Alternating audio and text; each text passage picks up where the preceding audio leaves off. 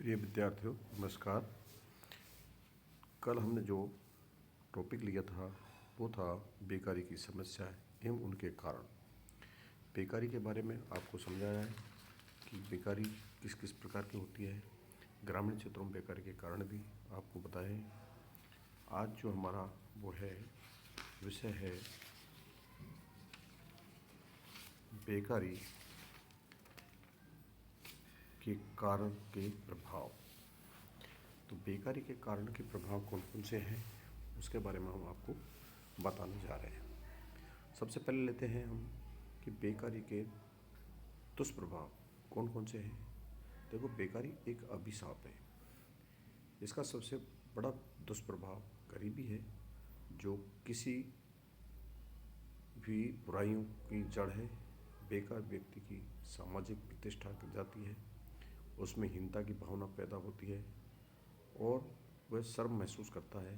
परिवार, रिश्तेदार एवं पड़ोस के लोग बेकार व्यक्ति को उचित सम्मान नहीं देते हैं।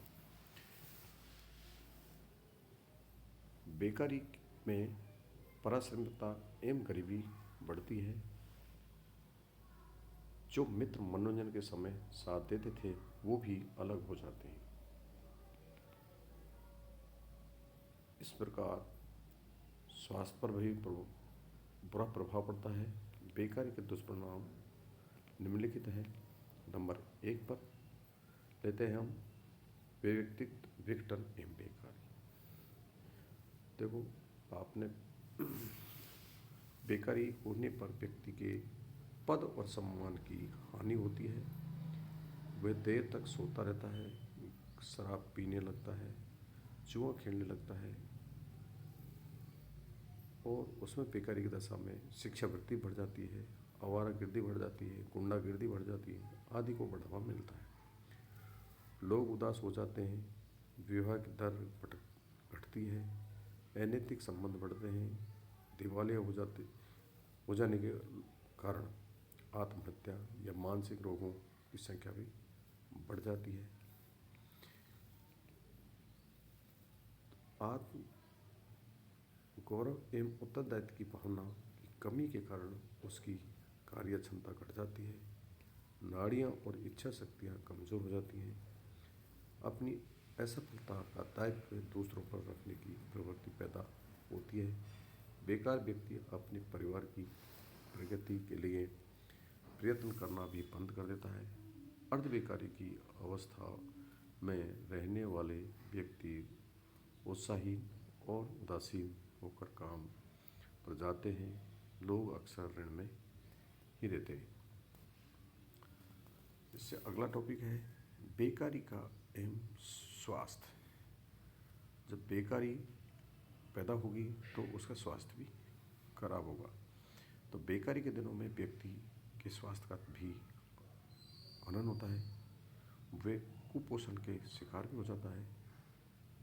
असंतुलित आहार के अभाव में कई रोगों से वो गिर जाता है।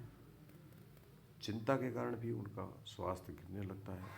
ऐसे व्यक्ति चिकित्सक की सुविधा जुटाने में भी असमर्थ और शीघ्र ही काल के मुंह से चला जाते हैं। अगला टॉपिक है बेकारी एवं पारिवारिक विघटन। बेकारी एक ऐसी बीमारी है।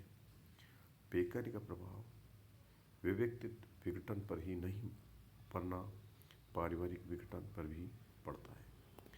परिवार की जमा पूंजी समाप्त हो जाती है। जमीन, गहने आदि गिरवी रख दिए जाते हैं या बेच दिए जाते हैं। परिवार ऋणग्रस्त हो जाता है।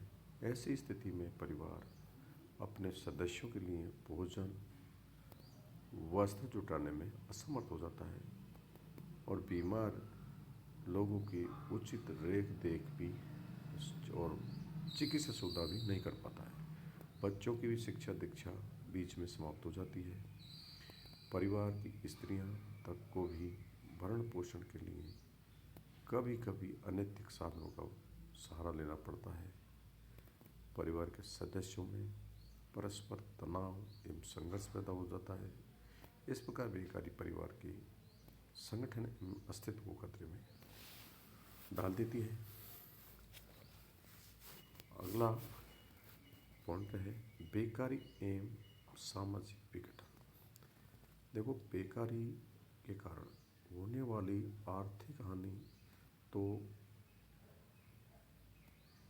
माना ही है, किंतु सामाजिक हानि का भी मूल्यांकन करना कठिन हो जाता है। बेकार व्यक्ति की धारणाओं में कठोरता आने लगती है और परिवार में अनिश्चित चिंता का घर बन जाती है और सदस्यों में निराश उत्पन्न हो जाता है। लोगों में कार्य करने के प्रति आकर्षण घटने लगता है, उनकी विशेष योग्यताओं का हनन होने लगता है।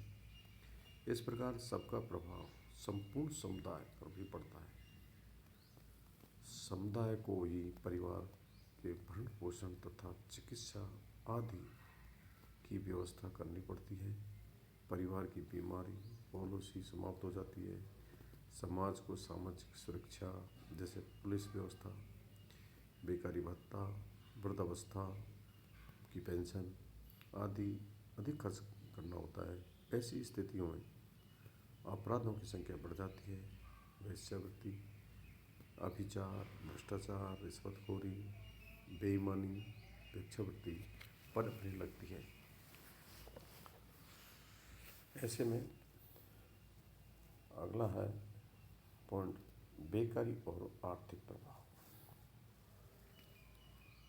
बेकारी गरीबी एक ऋणग्रस्तता को जन्म देती है। लोगों की आय एवं जीवन स्तर गिरता है, कार्य क्षमता प्रभावित होती है, जिसके परिणाम स्वरूप उत्पादन घटता है, राष्ट्रीय आय घटने लगती है, उद्योगों को बंद करने की औद्योगिक अशांति एवं आर्थिक संकट पैदा हो जाता है।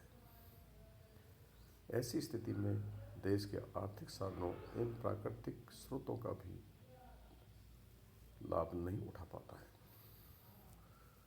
अगला टॉपिक है बेकारी एवं नैतिक पतन।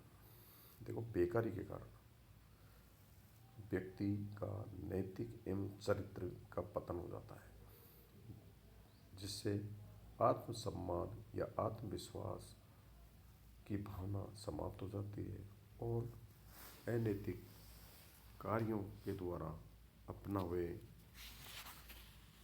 अपने परिवार का भरण पोषण करने का लगता है। लोग अपने दायित्व को निभाने में भी जी छुड़ाने लग जाते हैं। वे घर छोड़कर भाग जाते हैं और आत्महत्या तक का सामना करना पड़ता है। इससे आगे का पॉइंट है बेकारी एवं राजनीतिक प्रभाव।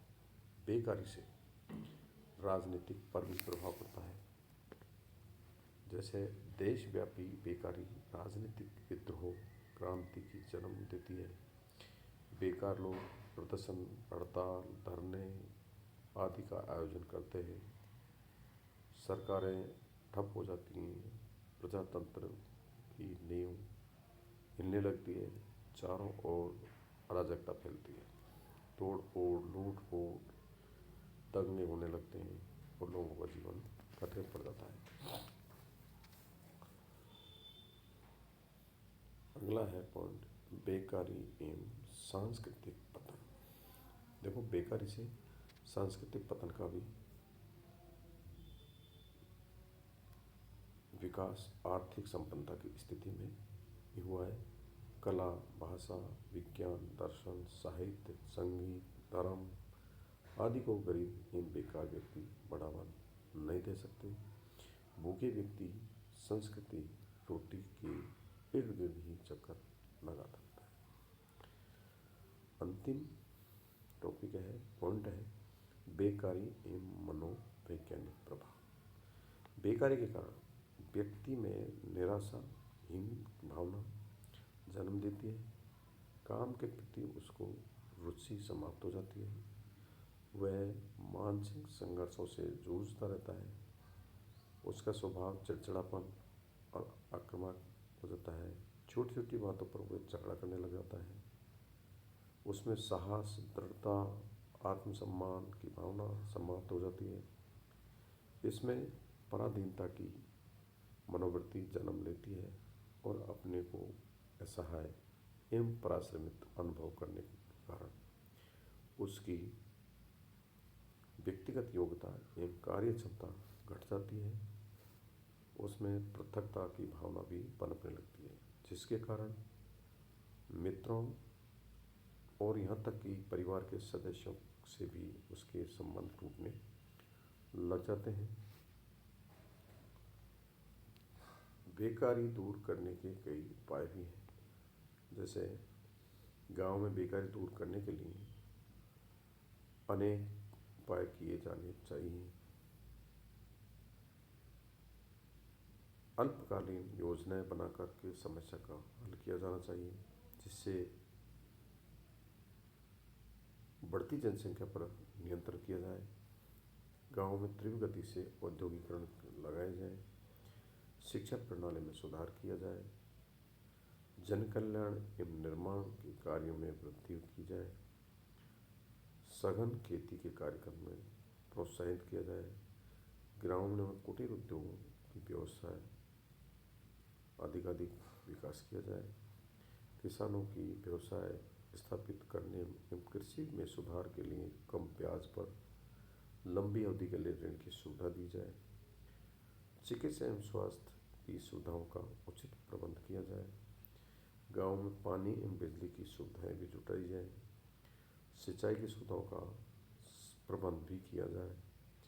तो बेकारी जैसी भयंकर समस्या से निपटने के लिए योजनाबद्ध रूप में काम किया जाना चाहिए, आवश्यक है। तो बेकारी को दूर किया जा सकता है।